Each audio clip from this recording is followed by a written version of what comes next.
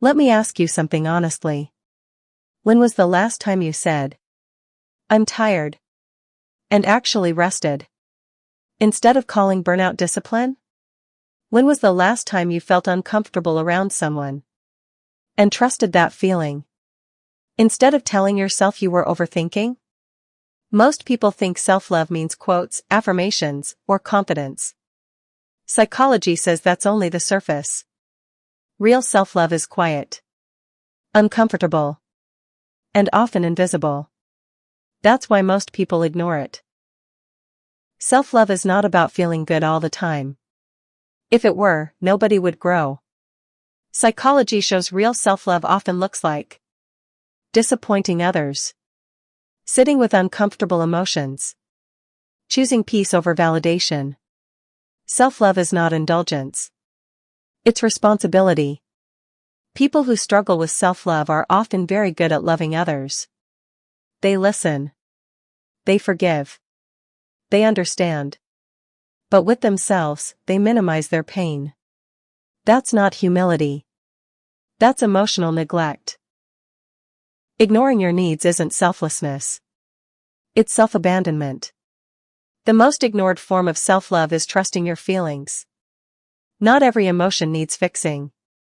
If something hurts you, it hurts. Psychology shows emotions are information, not instructions. And not lies. Self-love is saying, "I don't fully understand this yet, but I trust it matters." Ignoring self-love sounds like, "I'll manage. It's fine. It's not a big deal." That's not strength. That's emotional self-betrayal. Self-love is knowing when to stop explaining yourself. You don't need permission to change. You don't need to justify every boundary. Being misunderstood by some people is the price of being honest with yourself. Self-love includes allowing people to be disappointed in you. People-pleasing isn't kindness. It's fear. When you constantly choose others over yourself, resentment grows. Self-love is choosing honesty over harmony. Self-love is walking away without closure. Not every ending comes with answers. Waiting for clarity from people who never gave it keeps you stuck. Sometimes self-love is moving forward anyway. Self-love is choosing calm over chaos.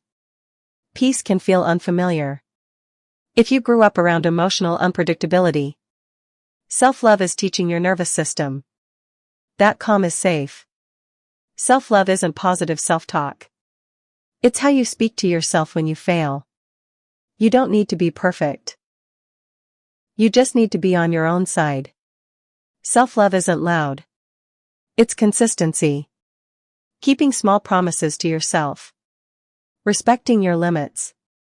Sometimes self-love feels lonely. But psychology says that loneliness is temporary. The peace is not. Self-love isn't perfection. It's repair. Coming back to yourself. Again and again. If self-love feels hard, it doesn't mean you're broken. It means you learned to survive by putting yourself last. And now you're learning something new. Choosing yourself. Quietly. Honestly. And that's the kind of self-love most people ignore. If you found value in this video, please like, comment, and subscribe. It helps more than you think. And if you know someone who might need this message, share it with them.